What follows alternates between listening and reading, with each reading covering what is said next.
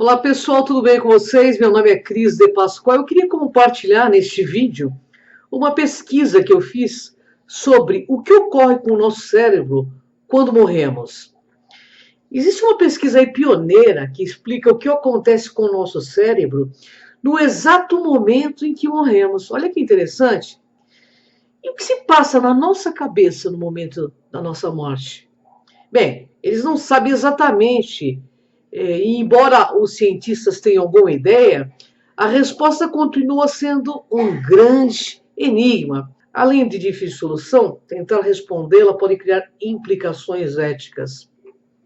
No entanto, uma equipe de cientistas da Universidade de Charité, em Berlim, e também da Universidade de Cincinnati, nos Estados Unidos, encontraram uma maneira aí de realizar um pioneiro estudo sobre a neurobiologia da morte.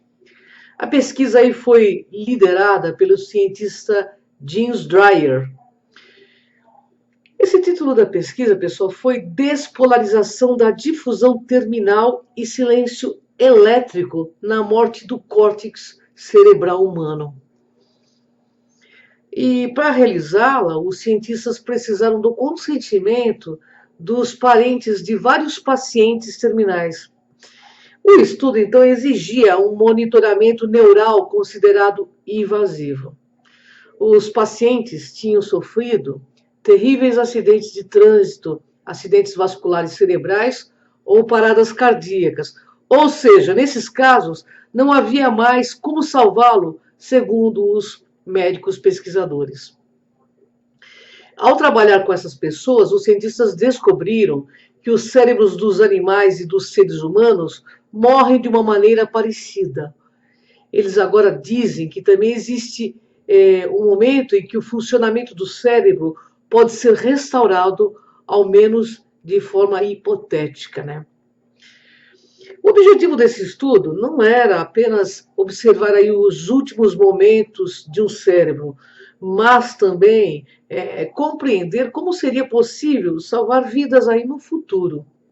Eles viram que no cérebro dos animais, grande parte do que até então se sabia sobre a morte cerebral era produtos aí de experimentos com animais, né, realizados no século passado.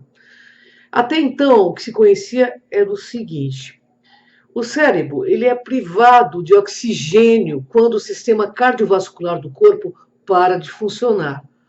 Ocorre aí uma condição conhecida como isquemia cerebral, na qual a falta de componentes químicos leva a uma inatividade elétrica, entendeu? E é uma inatividade completa do cérebro. Acredita-se que o chamado silenciamento cerebral ocorre para que os neurônios conservem suas energias, mas isso acontece em vão, pois a morte total chega antes de uma reabilitação.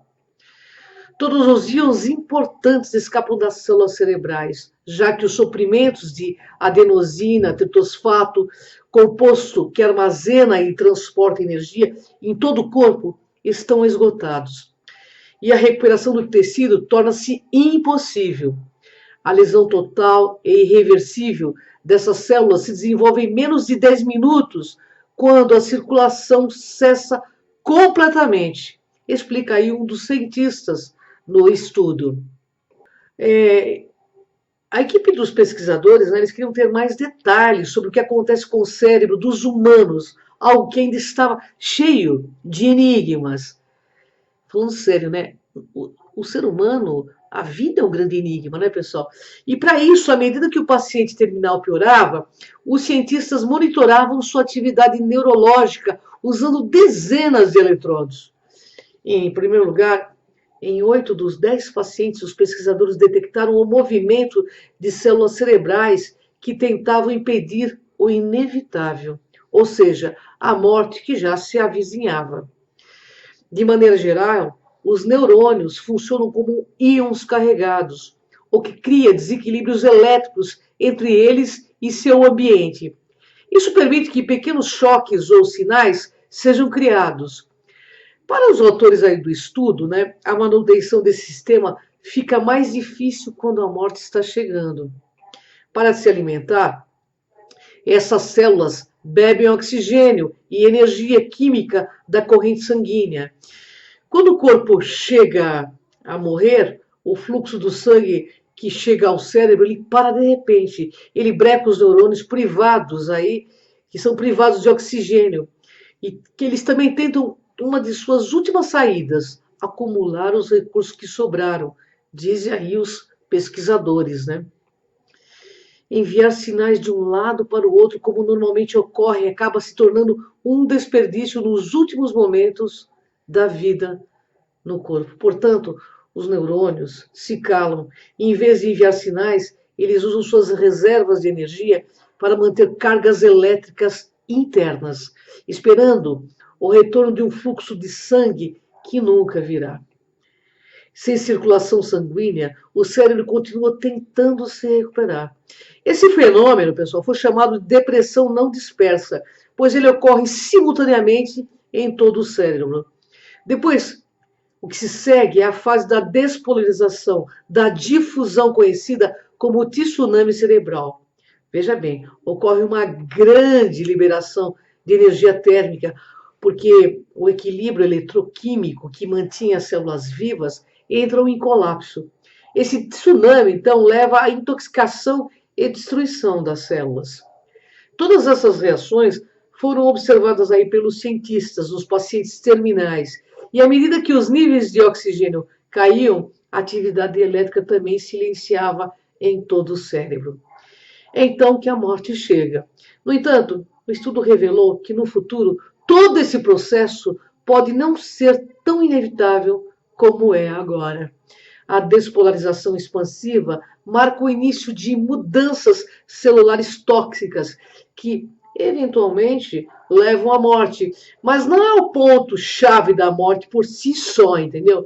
Pois essa despolarização é reversível até certo ponto, né?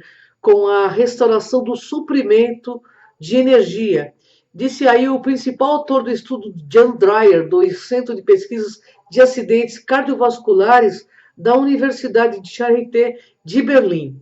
Os dados obtidos aí por esse estudo, publicados aí pela revista científica Neurologic, apontam que a ressurreição celular continua sendo possível.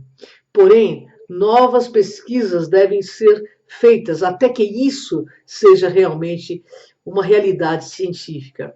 Como Dreyer assinala, a morte é um fenômeno complexo para o qual não há respostas fáceis. Então, pessoal, vocês estão entendendo onde a ciência está querendo chegar? A ciência está querendo chegar na reabilitação de pessoas que estão chegando no limiar da morte, que o tempo de vida da nossa humanidade pode ser muito mais longo do que agora. Gratidão, pessoal. Eu acho importante falar, né, também dessas pesquisas tão recentes e tão importantes para que a gente saiba onde a medicina já está chegando. Pessoal, grande beijo no coração de vocês. Até o próximo recado. Até mais.